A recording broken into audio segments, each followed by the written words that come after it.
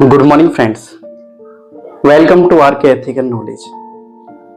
दोस्तों, मैं मानता हूं कि आपने अपनी लाइफ में कुछ मुसीबतें देखी, कुछ दुख झेला होगा और थोड़ा सा संघर्ष किया होगा। लेकिन आज की इस स्टोरी को सुनने के बाद, जो एक रियल स्टोरी है, आप एहसास करेंगे कि हम सबका दुख, हम सबकी मुसीबतें, हम सबकी प्रॉब्लम बहुत छोटी है। और अगर ये स्टोरी आपने समझ ली तो दुनिया की कोई भी प्रॉब्लम, कोई भी मुसीबत और कोई भी दुख आपको हरा नहीं पाएगा। दोस्तों, ये सच्ची कहानी, ये रियल स्टोरी स्टार्ट होती है झारखंड के एक गांव सरायकेला खासावा जिले से, जहां पर एक छोटी बच्ची की महज 12 साल की उम्र में शादी कर दी जाती है, क्योंकि वो जो लड़की जिस समाज से बिलोंग करती है, उस समाज में जो है पढ़े लिखे लोग नहीं होते हैं, इसलिए उसकी शादी जो है 12 साल की उम्र में कर दी जाती है। तो जब वो अपने ससुराल जाती है तो जिस गांव में जाती है, उस गांव में जो है वो सबसे अधिक खूबसूरत होती है। वो अपनी स्टोरी में भी बोलती हैं कि मेरी खूबसूरती ही मेरे लिए अभिशाप बन गई। तो जब खूबसूरत होती है तो उनके जो गोटिया लोग जो होते हैं, जो उनके जेठ जो होते हैं, जो पड़ोसी जो होते हैं, उनके ऊपर हमेशा से एक गंदी नजर रहती है। एक दिन क्या होता है कि जब वो एक तालाब में नहाने के लिए जाती हैं, तो जैसे ही वो तालाब से बाहर निकलती हैं तो उनको जो गोटिया लोग जो होते हैं, जो उनके ऊपर गंदी नजर जो रखते थे, जो पड़ोसी जो थे, वो उनके साथ दुष्कर्म करने की कोशिश करते हैं। लेकिन वो वहां से चिल्ला के अपनी जान बचा के अपने घर पे आ जाती हैं।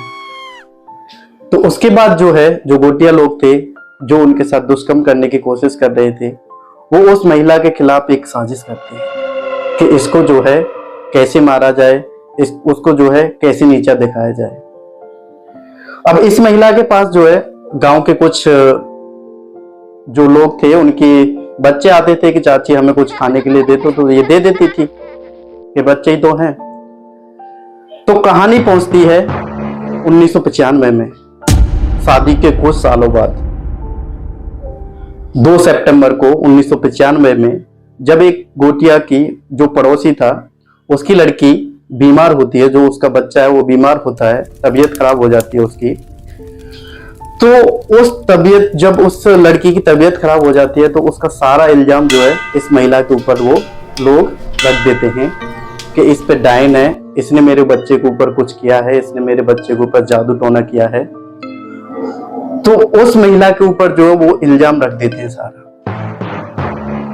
3 सितंबर 1995 में इस मामले को लेकर एक पंचायत जुड़ती है, एक पंचायत बैठती है, और उस पंचायत में जो है एक हैरान कर देने वाला फैसला पंचायत सुनाती है। वो पंचायत भी मान लेती है कि इस महिला के ऊपर जो है डायन है, इस महिला के ऊपर जो है चुड़ैल है और ये जादू टोना करती है। तो वो पंचायत जो है उस महिला के ऊपर 500 रुपए का जुर्माना लगाती है। अब पंचायत 500 रुपए का जुर्माना लगाती है तो वो महिला उस चीज को एक्सेप्ट कर लेती है कि चलो कोई नहीं, मैं 500 रुपए दे दूंगी, लेकिन इनसे पीछा तो छूट जाएगा। लेकिन बात यहीं भी खत्म नहीं होती है। 4 सितंबर को जब उस गोटिया की जो पड़ोसी था, उसकी लड़की सही नहीं होती है, तो 40-50 लोग रात को जाते हैं और उस महिला के साथ दुष्कर्म करते हैं, उसका रेप करते हैं और उसके कपड़े फाड़ते हैं और पूरे गांव में उसको।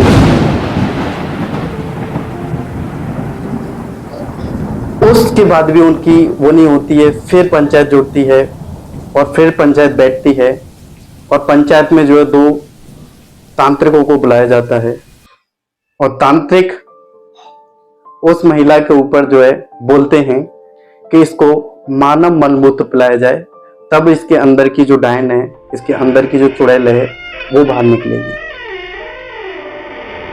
तो एक तरफ वो गांव जो है उसके साथ इतना अत्याचार कर रहा होता है, सारा गांव देख रहा होता है, उस महिला को जो मलमूत्र तक पिलाया जाता है, वो ये भी सहन कर जाती है। फिर दूसरे दिन क्या होता है कि रात को कुछ बच्चे आते हैं उसके, जो पड़ोसी के बच्चे जो होते हैं, बच्चे तो बच्चे होते हैं, तो वो बोलते हैं कि चाची आज आप यहाँ से निकल जाओ, वरना ये आपको आज रात खत्म कर देंगे। तो वो महिला जो है अपने चारों बच्चों को लेके, एक विधायक रहते थे उधर, उनके पास जाती है, लेकिन विधायक जी नहीं मिलते हैं, तो उनका पीए मिलता है। तो वो बोलता है कि विधायक जी जो है 10 सितंबर को आएंगे। तो वो महिला बोलती है कि 10 सितंबर तक तो मैं बचूंगी भी नहीं, तो मैं क्या करूंगी। तो वो महिला जो है रात को ही, एक नदी पड़ती है उसके गांव के बीच में, तो उस नदी को पार करके अपने मायके चली जाती है, अपनी माँ के पास। और जब वो ये सारी घटना अपनी माँ और अपने भाई को सुनाती है, तो उसकी माँ जो है सदमे में आ जाती है और उसकी माँ की सदमे में ही मृत्यु हो जाती है। दोस्तों वो उस चीज को सहन नहीं कर पाई थी उसकी माँ, और वो खत्म हो गई।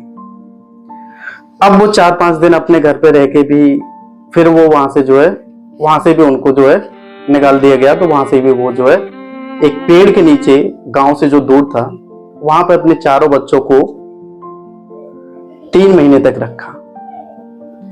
और बीच में जो उनका पति जो है वो मिलने के लिए आता तो जरूर था, लेकिन 1997 के बाद उसने भी आना बंद कर दिया था, क्योंकि लोगों ने उसको भी भड़का दिया था कि इसके ऊपर चढ़ेल है, इसके ऊपर डायन है, तो इसके पास मत जा। तो वो महिला जो है कोर्ट में पहुंचती है। कोर्ट में पहुंचने के बाद उसको कुछ अफसर्स मिलते हैं, और उसको कुछ ऑफिसर मिलने के बाद उसको वो सोचती है कि मैं इस केस को जो है लड़ूंगी, और वो उस केस को लड़ती है। वहां पे एक संस्था है, उससे उसकी मुलाकात होती है, जिसका नाम है फ्लैग। फ्लैग एक क्या है कि एक लीगल एडवाइस देता है। तो उससे वो मिलती है, उससे वो ज्वाइन होती है। वहां से उसकी कहानी जो है धीरे धीरे एक लोकल मीडिया में आती है। लोकल मीडिया में आने के बाद उसकी कहानी जो है एक जो नेशनल मीडिया होता है उसके पास पहुंचती है, और वहां पे जो है वो सोचते हैं कि इस कहानी के ऊपर एक डॉक्यूमेंट्री बनाते हैं वो लोग। और डॉक्यूमेंट्री जब बनाते हैं तो ये बात जो पूरे देश में फैलती है।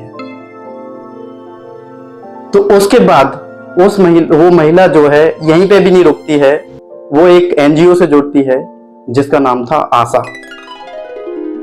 और उस एनजीओ से जुड़ने के बाद उस महिला ने कसम खाई कि जो मेरे साथ हुआ है आज के बाद वो मैं किसी के साथ नहीं होने दूंगी।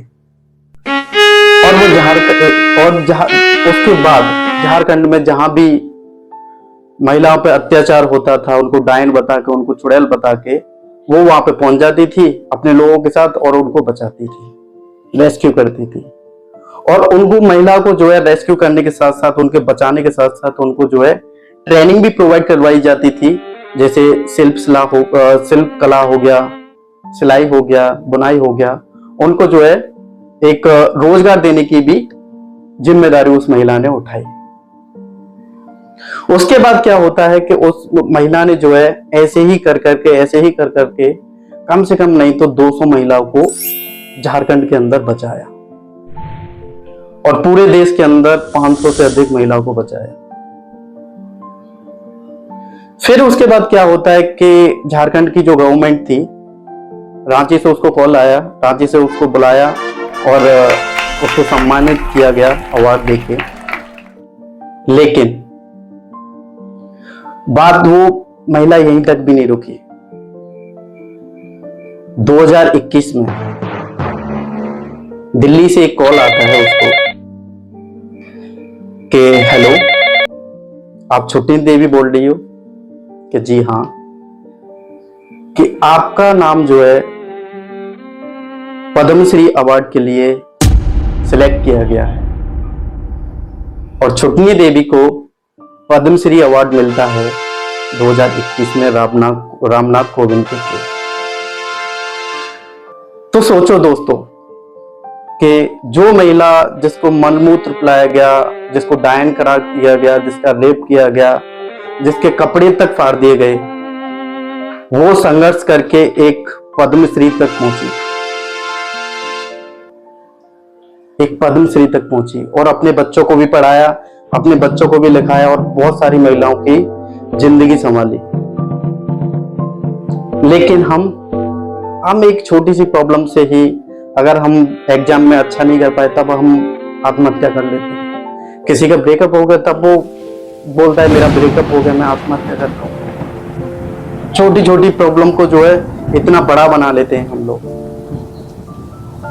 तो दोस्तों, आज के बाद याद रखना कि प्रॉब्लम जो आती है ना हमारी लाइफ में, हमें आगे बढ़ने के लिए आती है। क्योंकि प्रॉब्लम जो होती है ना, एक चाय में जमी हुई मलाई की तरह होती है। उनको साइड करो और आगे बढ़ो। भाई चाय में मलाई पड़ेगी तो उसको जो है आप रोते थोड़ी रहोगे कि मेरी चाय में मलाई पड़ेगी, मैं कैसे पीऊं। उसको साइड करोगे और पियोगे।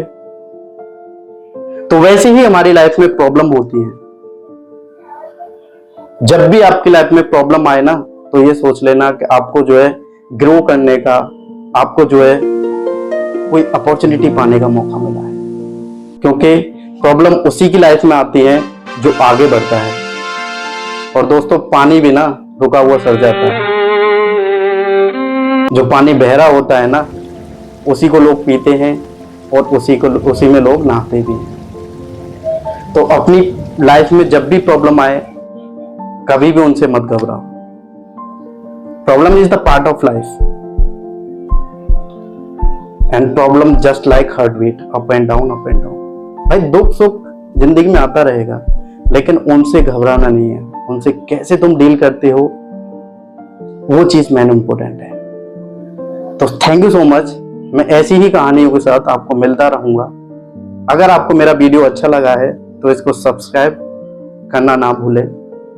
Thank you.